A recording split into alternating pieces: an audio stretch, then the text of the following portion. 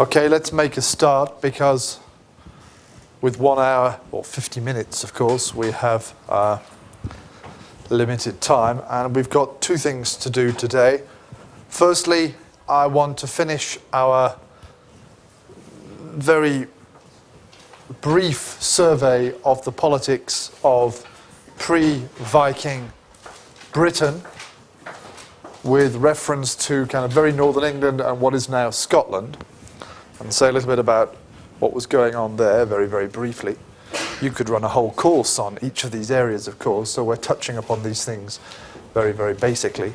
And then, I hope, you have all read those chapters from the first book of Bede's Ecclesiastical History, and we'll chat a little bit about those, particularly with reference to the process of conversion of the pagan Anglo-Saxons, or that refers particularly to the conversion of Athelbert in Kent, of course, but we can get some other points from there as well, I hope.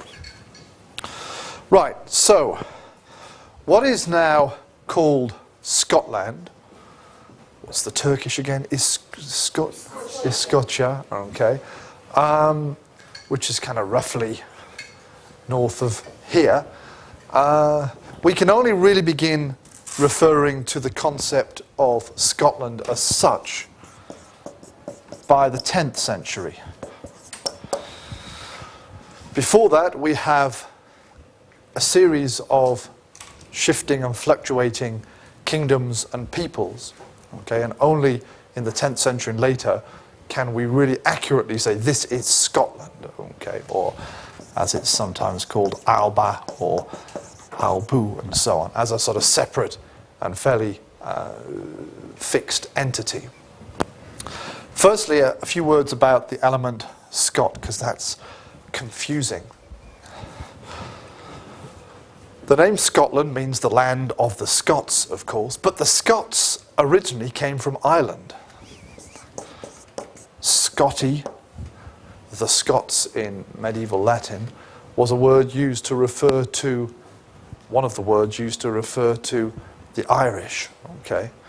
And as we're going to see briefly today, and hopefully a bit more later on in a few weeks' time, at some point in the very late Roman period or whatever, or perhaps earlier, people argue these things, some people from Ireland, from this region called Ulster in the north, had settled in the Scottish Isles round here, and it's during the early Middle Ages that the gradual spread of this kingdom to the creation in the 10th century of the kingdom of the Scots happens, okay? So not only, bless you, Chucky, actually that was a loud one, we probably picked it up on the microphone then.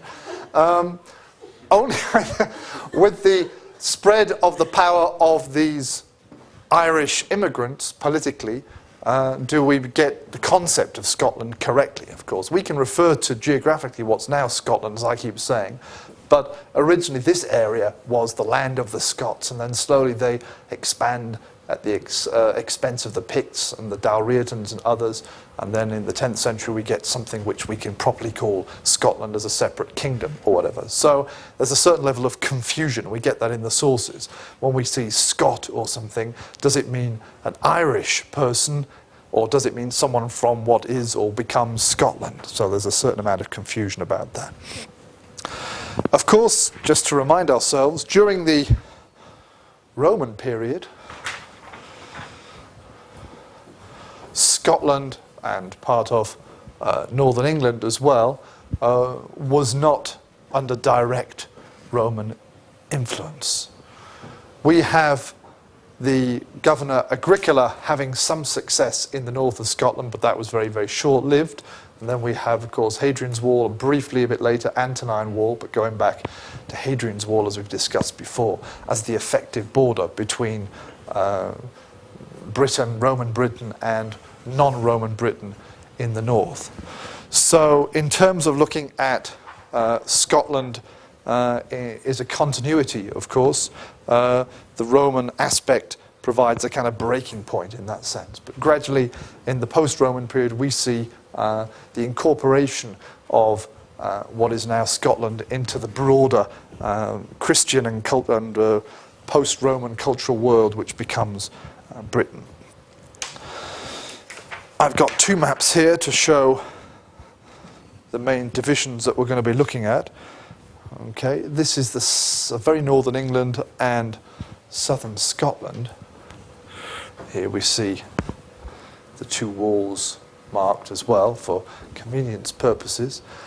So what we might call here southern Scotland, between the two walls, okay, has two main linguistic divisions in terms of the political entities. We've already seen that what had probably been a British kingdom, Bernicia, has become controlled from Bamborough by the arriving Angles, and that history of that area is tied in with Deira. We talked about that last time, and much of the post-Roman period we see the gradual expansion of these Northumbrian regions this way and that way. Okay. In addition to these English kingdoms, however, also in the north, as these had been originally, we see British or Brittonic kingdoms. So firstly the English ones, and we've talked about that already, and now we'll say a little bit about some of these British kingdoms as well. A number of kingdoms seem to emerge in the post-Roman period, again just as we see elsewhere, as a localization of culture and politics and so on. Okay, but in this area that had been previously largely outside direct Roman influence. We'll say a little bit about three kingdoms in particular: Strathclyde, Gododin, double D in Welsh, spelt the, and then Rheged, which probably reaching across this way into what is Cumbria in northern England as well. So the peoples of these areas, and also here before the English arrive, were cousins of the Welsh, so they were British or Brittonic, and sometimes we talk about, we don't know much about their form of the P-Celtic, but what am I doing? Cumbric, okay, is sometimes used to refer to their branch of the Celtic language, okay, and we have some references, names, and a few poems which may or may not be locatable in this general region. By far the most long-lasting of these British kingdoms was the kingdom of Strathclyde, and if you can't see that,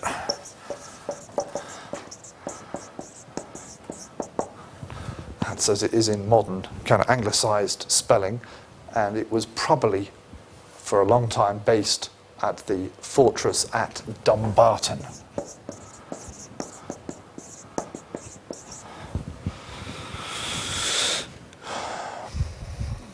That kingdom, in one form or another, continues throughout the early Middle Ages. Perhaps during the 10th century, the kingdom of the Scots begins to extend its influence more and more in Strathclyde, but some kind of political existence probably continues down until the 11th century. Okay? So until the 11th century, we have a situation where we have English over here, gradually the expansion of the Gaelic-speaking Scots here, but something which we can call Strathclyde, but losing its power in this region as well. To the east of Strathclyde, the kingdom of Gododin, I'll write that one up as well,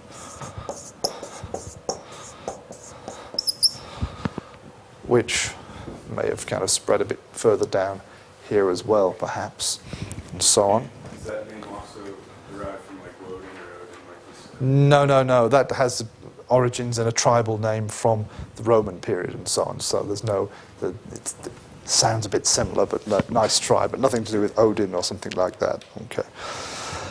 This kingdom disappears quite early on. It came once Bernicia had been taken over by the Angles. Obviously there was a strong, or not so strong, but growing English presence on the borders of Gododin and pushing northwards towards Gododin.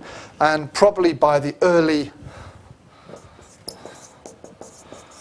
7th century, okay, we see the end of this kingdom. There is a poem in Old Welsh which refers to a battle between the men of Gododin and the English probably at a place which is now called Catterick. I don't know if it's on this map or not. Okay, it's just down here.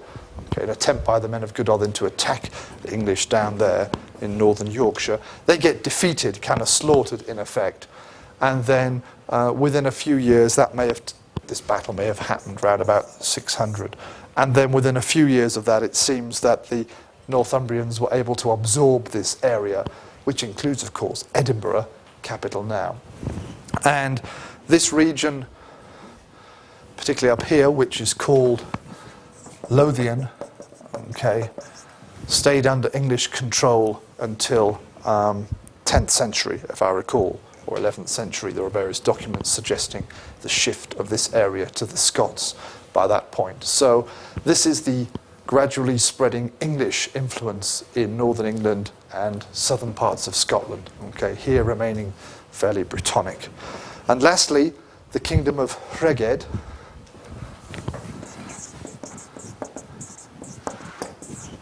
which also disappears fairly early on. We have a few references, but probably during the 7th, or at least definitely by the early 8th century, this British kingdom around here had been again taken over by the Northumbrians and so on. So only here in Strathclyde do we see some political continuation of the British tradition. Of course, the British language, Cumbric or whatever we want to call it, was still spoken in these parts of northern England and southern Scotland for a lot longer perhaps than political independence, but gradually giving way to English and perhaps up here to Gaelic as well. Okay, jumping north of the walls, north of the Antonine Wall, we have, I don't know how clear that is, we have two main entities here. First is I've kind of marked with this pen these areas here.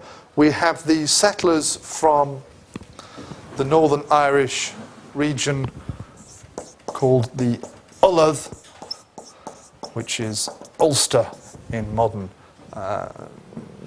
nomenclature, and these Scottish islands round about here settled perhaps quite early by people from Northern Ireland, but we get the emergence of a number of, particularly 3 important clans or family groups, small kingdoms, which eventually coalesce and become the kingdom of Dal Riata, which sometimes is spelt as one word, Dal Riada, and things like that, various combinations of this. And Dal Riata was also a name of a kingdom in Ullath, in Ulster in Ireland, but exactly how they're connected and on is hard to be certain. Okay, and these groups eventually forming and taking over parts of the mainland, and as we said, basically the story is the gradual expansion of this kingdom, both eastwards and to some extent southwards as well,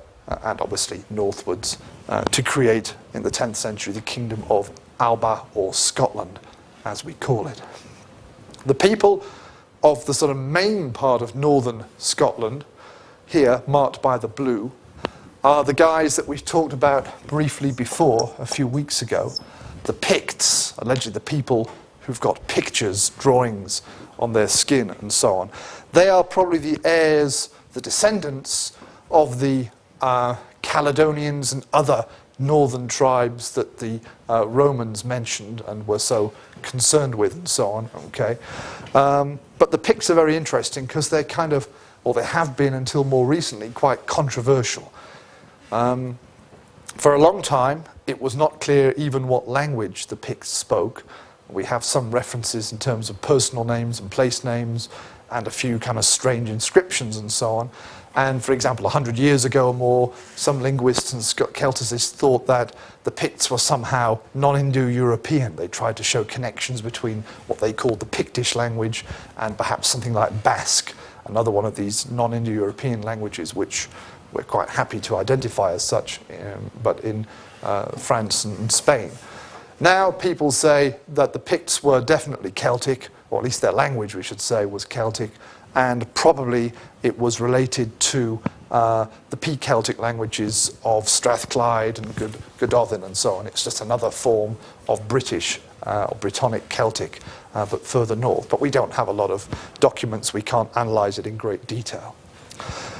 In addition, we can look at the area of the Picts. We find a series of what are sometimes called Pictish symbol stones. This is one quite famous one, so let's put Pictish symbol stones. And exactly what the images, often very abstract images, and other things on the stones were meant to do was not very clear to scholars. Okay, and they're very characteristic of this region. Again, seem to make the Picts seem to be, one way or another, rather different from their neighbours elsewhere in Scotland and beyond. Some people think that the images reflect maybe tribal groups or something like that. Some of them are thought to represent maybe some kind of language or an attempt at an alphabet. That's debated, I think, these days. But again, whatever the meaning of these stones, some of them have more obvious Christian character, some of them perhaps less. They do show a cultural difference, if not a kind of ethnic difference from elsewhere. And lastly, it was been argued, and I think some people still believe this, that the kings of the Picts inherited their kingship matrilineally, that they had matrilineal kingship. What would that mean? They follow the mother's line. Yes, that a guy would become king not through the blood of his father, not from father to son, but through his mother. Okay. Native Americans. Sorry? Most Native American tribes were matrilineal. Right, I see. Okay. Well, probably there have been comparisons and things like that. Now, and some very early documents don't quite state this, but they seem to give some important role to the female connection, and then scholars have put various things together and tried to reconstruct the king trees and so on, and are very uncertain about it. Probably what was going on is that what we sometimes call Pictland was in fact a series of, traditionally referred to 7 kingdoms or provinces, which I've marked out here. We won't go into all their names, but some places still surviving. Caithness up here, and Fife down here, and so on, in Scottish names, and Atholl today as well. And maybe these were a number of kingdoms or sub-kingdoms ruled by their own families, and then one of the lines, often from Fortescue particularly, may have been very powerful and acted as a kind of over-king and controlled the others to varying degrees. And so the reason we can't reconstruct the relationship between the different kings in the documents is they often were not necessarily related. They had different fathers but also different mothers and things like that. So politically, again, we're not sure exactly, but personally, I've always been against this idea. It just seems too kind of crazy to accept for an early medieval context, and there must be some kind of other explanation. It's not saying that power is not transmitted matrilineally in some societies, as Cengiz says, but that in this case, particularly for kingship, rather than just inheritance, it seems a bit extreme, so there must be something else going on. So for many years, the Picts seen as somehow different, and even regarded as perhaps different from ethnically from the other people of northern Britain, but now we generally accept that they were just slightly isolated, and perhaps because of the lack of Roman influence, separate British Celtic people who eventually by the 10th century become replaced. We get the kingdom of the Scots and the Picts in the 10th century being replaced politically by the Irish settlers down there in the Isles as they expand. Okay, that's very, very briefly my survey of early medieval Scottish history. Any questions? Anything you wish to ask about that? No? Okay. Get your copies of Bede, and let's have a read of Bede. Can anyone remember anything about the Venerable Bede, or Venomous Bede as he's sometimes called? What have I said a little bit about him before? I know that Bede was monk, was called, and he lived in 7th century. He would have lived from the late 7th into the early 8th century, yeah. And he lived... Was fight to the ruin of Britain, of course, Latin. that's Gildas, the ruin of Britain. De Excidio Britannia. This is, Bede's book was the ecclesiastical history of the English and so on, okay. But he does draw upon Gildas amongst other sources. I put the wrong map up before. Yes, Bede was a monk who spent the large part of his life in a monastery in the north of England in Northumbria. He was an Englishman, therefore, or regarded himself as an Englishman or an Angle, therefore different from the Welsh and the Scots and so on, and also different from the West Saxons, who were a long way away from his world and so on. He is the first English historian, if we talk about English meaning Anglo-Saxon, okay, and even someone like Gildas, we would not, who wrote earlier, we would not call him English, we wouldn't really call him an historian anyway. He wrote a number of works, many of them obviously religious in nature, and even his history is a religious history, and he's most famous for his history. That's what he's well known for. What we'll do now is look at how he describes the conversion of the English, which doesn't mean all the English by any means, the process and perhaps some of the techniques and problems there. We might expand a little bit beyond what he says. And so as a preface to that, it's worth reminding ourselves that in addition to the political geography that we've been looking at so far, the other important factor in the cultural development of the British Isles, Britain and Ireland, during this period was Christianity. Okay? It was a part connected to the Roman past, and it was the main vehicle through which Romano-Greco culture and learning and literacy and everything else were transmitted, okay, and provided a focus for people's activities and lives throughout the Middle Ages and things like that. So as I've said before, we shouldn't think in a kind of limiting secular or laistic way and say, you know, Middle Ages were dominated by priests and they were very bad and they restricted people's ability to learn and do things or whatever. Okay, that's imposing our own views on the world and so on. We have to look at what was going on and why and so on from the context of the Middle Ages itself, and obviously Christianity, independent of our belief in ourselves, was a very important aspect of the Middle Ages. You could see negative or positive. We're not going to add value judgments and so on. So for the English proper, which doesn't mean the British, but for the English proper, okay, Bede here is telling us the arrival of Christianity as he learnt it and as he was able to reconstruct it from various sources. Okay, tell me a little bit about how he does this. What are his techniques? What kind of history is he doing here? We've talked about Gildas. Gildas clearly had a very, very kind of limited amount of information he gives us, using it for a particular purpose and so on, which is as a kind of sermon. We've looked at the Anglo-Saxon Chronicle, which is an attempt to give very specific dates to brief events reaching back. How could we classify Bede's kind of the characteristic of what he's writing and what he's trying to write, his purpose? What's your impression of this book? Or the bits we've read, the 10 chapters or so. Letters from either between Augustine and Pope, so it obviously has a very religious aspect, and he doesn't really, he leaves out anything else. He doesn't really put that. I mean, I wouldn't say it's a history of the people necessarily. Well, this bit, obviously, the reason I've chosen it is because it's the religious bit. I mean, he does talk about politics, and I think chapter 34, which is more of a political one, is kind of stuck there at the end, because it's the end of that book as we now divide Bede's work up. But you mentioned the letters, and this is quite an important bit. I mean, here he is, he's not just saying this happened, he's actually quoting, and he believes quoting faithfully, I think, the text of letters written by the Pope, Pope Gregory, to Augustine and other people during this period.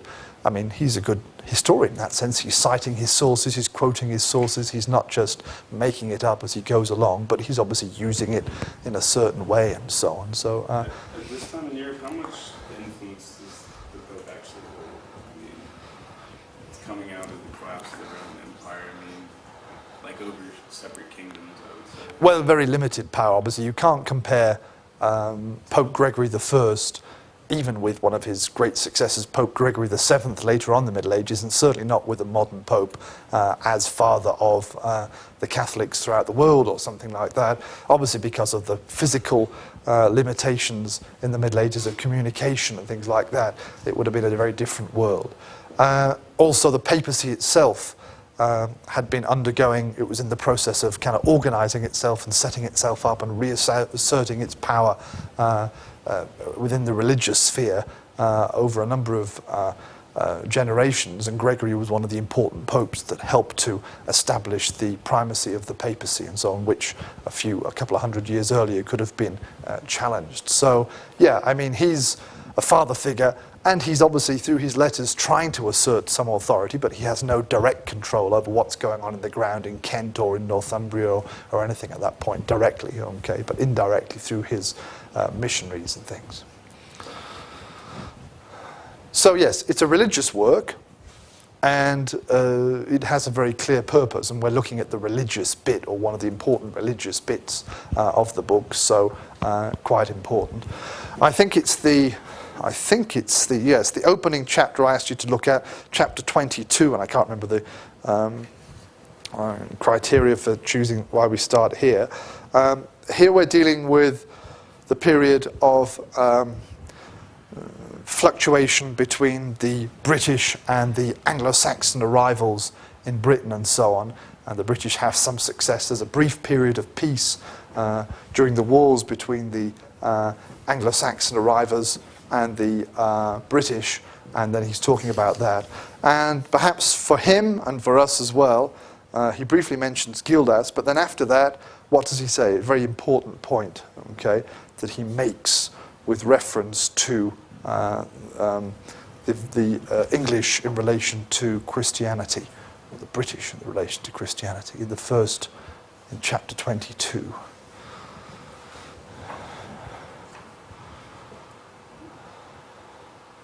I've got the translation here. I haven't got the one from the web. They're going to be similar, but not exactly the same wording. But he says, in my translation, among the unspeakable crimes recorded with sorrow by their own historian, they, okay, the British people, added this, that they never preached the faith, Christianity, to the Saxons or Angles who dwelt with them in Britain.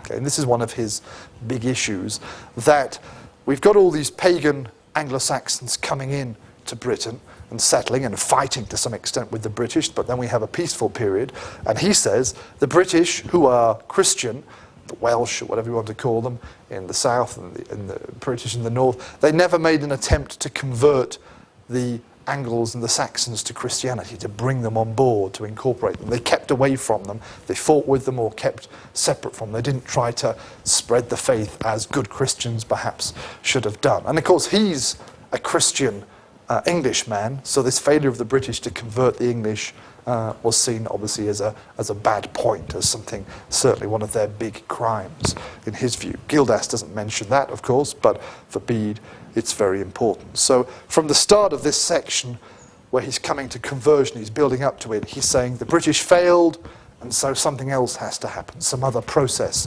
to bring the English into the Christian world has to happen, because the British deliberately failed to do that. So what happens? How do the English, or some of the English, become Christian? What's the process? Sorry? He mentions about divine inspiration at some point, and also in the later this marriage of the king.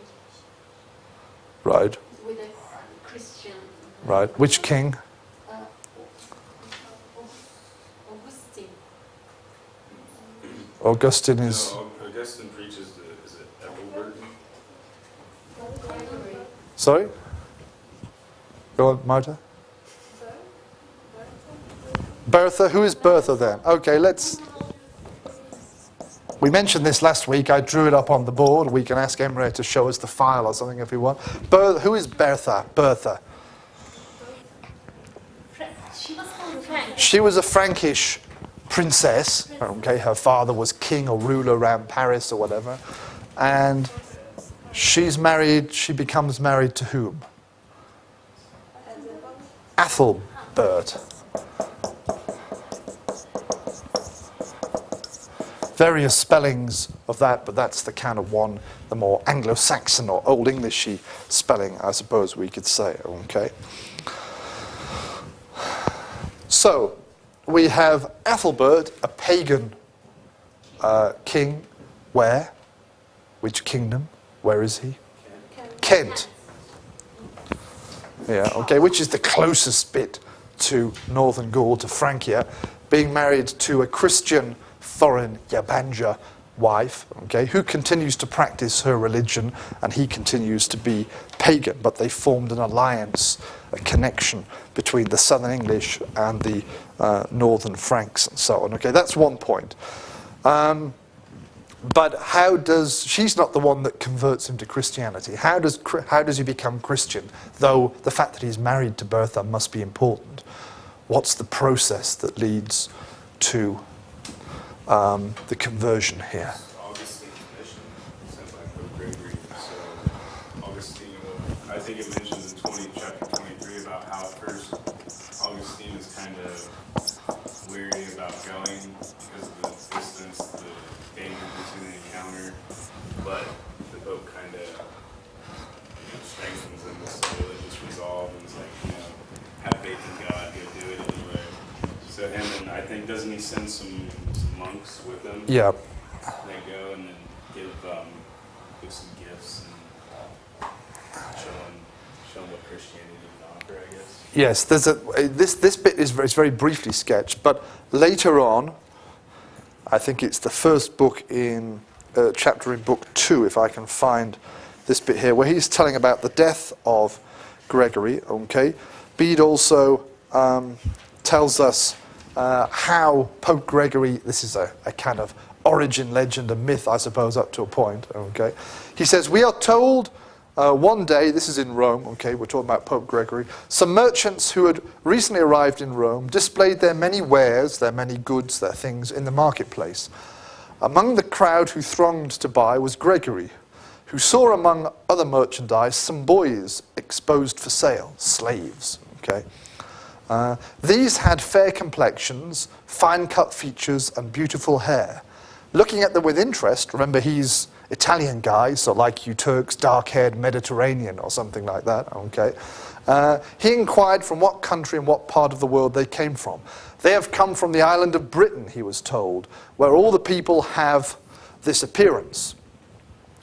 He then asked whether the islanders were Christian or whether they were still ignorant heathens. They are pagans, he was informed. Alas, said Gregory with a heartfelt sigh. Alas, how sad that such bright-faced folk are still in the grasp of the author of darkness, that's the devil, and such graceful features conceal minds void of God's grace. What is the name of this race? They are called Angles, he was told. And that is appropriate, he said, for they have angelic faces. Okay, blah, blah, blah, blah, blah. The joke here, as it's come down to us in Latin, is he's meant to have said, non angli sed angeli. Not English, but angels, okay, because of their white faces, white skin and white hair and so on. And as I said, being dark-skinned and dark-haired, Mediterranean, presumably, there was a great contrast between these people. So then he decides we must bring these people, these angelic English, into God's world and so on. And then they launch this mission, as Cengiz was describing. Yes, and that first chapter we look at has this bit where the guys are kind of a bit uncertain which way to go, and then I think Augustine goes back and Gregory says, no, no, no, you stupid boy, go back and finish it, don't stop halfway through and things, and he goes, sorry guys, we've got to carry on. And so then they end up arriving in Kent and so on. They arrive at Thanet, the island of Thanet in the Thames, we are told, and whether by chance or deliberately, they come to Kent where Ethelbert already has this Christian wife. And what's Ethelbert's reaction? What's his reaction to these Christians, these monks? I wasn't able to come to hostile to him, obviously, but he didn't convert right away. No, he's a bit wary at first. He lets them settle eventually. He says, don't do anything until I've got some kind of, we meet up, and he doesn't want to meet them where they can influence him and so on. But then they get together, and he says, okay, you can settle here. You can obviously look after my wife. She's been going to this ruined church, what state it was in Canterbury, what's now Canterbury. I'm not going to become a Christian myself. I'll carry on, but you can, if you want, you can preach your faith. Okay. Yeah, it said something about a license to preach. Yes. So yeah, for a while they settle down and they're preaching, and obviously looking after Bertha and her entourage, the Franks presumably who are with her, and they're quite happy to have some kind of a bishop. Augustine gets the pallium and becomes a bishop shortly afterwards once he's there and so on. And then after a while, Ethelbert himself decides to convert. Okay, he becomes Christian, which obviously is a very important point. Okay, his conversion is important. But he does say, I'll become Christian, but I don't want you to force other people to convert, okay? I'm Christian and other Kentish men are now Christian, but you can't go around forcing others to become Christian. If they want to stay pagan, as I was until recently, that's fine, okay? What else have we got here then? What else do we have? Depends how many of you have read this and how far you got. There was something about how, if Augustine sent a letter to Gregory, but it tells him to follow the doctrine of the primitive church. Well, okay, there's a long section where we have a long letter. We won't go into that. A long letter where Augustine asks a number of questions to Gregory and gets these sometimes quite detailed kind of theological and practical replies about who can marry whom and all these other things and the nature of the church and the relationship between the churches and so on. One important point is that Gregory says when we get more bishops in Britain, okay, or I'm not sure what he's thinking about here, because presumably there were already people in Wales and elsewhere who had called themselves bishops, but he's thinking perhaps of the English. When you have other bishops, you will be their boss, okay, you will be the primate over them. Canterbury, he's setting up Canterbury as the main, what we now call archiepiscopal church. So that's an important point. Later on, we have a series of other letters and so on, okay, including one where he's saying we need a bishop in London, we also need someone up in York, and these guys will have kind of varying influence and so on over each other or whatever. And then there's a very important one, let me if I can find it, it's chapter 30. If any of you got as far as chapter 30. Yes.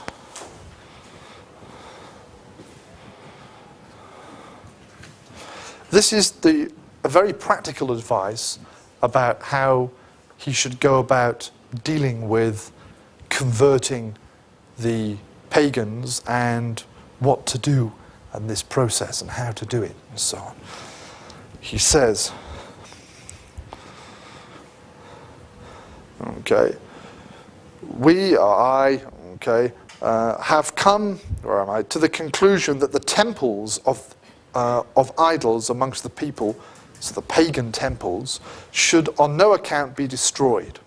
So if they've got some kind of a temple where they're worshipping their pagan gods, don't just go and knock this down. Okay? The idols should be destroyed, but the temples themselves are to be aspersed with holy water, and then altars are set up in them and relics deposited here. So, we keep the building, we destroy and remove the whatever idols, whatever images and things the pagans are worshipping in their temple. Then you sprinkle holy water to purify the building. Then you build an altar inside it, and you bring in the relics, holy relics, remains of saints or whatever. For if these temples are well built, they must be purified from the worship of demons and dedicated to the service of the true God. In this way, we hope the people, seeing that their temples are not destroyed, may abandon their error, stop being pagan, and flocking more readily to their accustomed resorts, may come to know and adore the true God. And he goes on, making the similar kind of point in various other ways. But what he's saying here is what? What's the sort of main message, practical message to Augustine and the other missionaries who are faced with hundreds of miles of pagans, in effect. They're just sitting there on the edge of Kent, in Canterbury, and their job is essentially to begin the process of conversion. So they're in a pretty restricted and nasty position. So what's he saying? Basically be nice to them, but like do the conversion in I mean, like by not destroying the temples, like obviously they're still getting rid of their idols and converting it, but he's saying don't do it in a hostile way. Right. And the word accustomed, perhaps, was one of the important words here that I read. I don't know what it's got in your translation. If you're accustomed, they're accustomed resorts, the places they're accustomed to going. What's the point here? Okay, we want to take these people, all of you, and we want to convert you from paganism, you're the worshippers of David or something like that, or the god, and we want to convert you to Christianity, okay? And every week or every day or something, you all gather in this room and worship me, okay? And what he's saying is, don't just destroy the whole building, because then that's a massive, significant break. It's a black and white line in their lives, okay? Provide some kind of continuity, something that they're used to. Make it a bit easier for them, okay? So remove the idols, remove the things that they are used to worshipping in the temple. I don't know, David's books and his acetate things or whatever, and put in a cross and an altar and so on, but use the same building. Then they're used to coming here and being religious. Just show them that they've got to be religious in a different way, the correct way, in the same building. And he makes a few other similar points, okay? That we can't, it's impossible, he says, to change people's lifestyle completely overnight. We have to do it gradually and so on. This is a very practical piece of advice. And of course, many of the famous converts to Christianity, including the Emperor Constantine, okay, we would kind of question in our modern kind of perspective, modern Christian perspective, you might question their motives. These people said, I'll become, and he's not the only one, I'll become a Christian if I'm victorious in battle. And most Christians today would say, well, that's not really what Christianity is about, saying, I'll win a battle, then I'll worship your God. It's a very pagan kind of attitude, or it's not uncommon amongst the pagans. So again, you see, it's not a black and white thing. People are shifting to the religion, but often for more pagan reasons and things like that. So this is what he's advising there.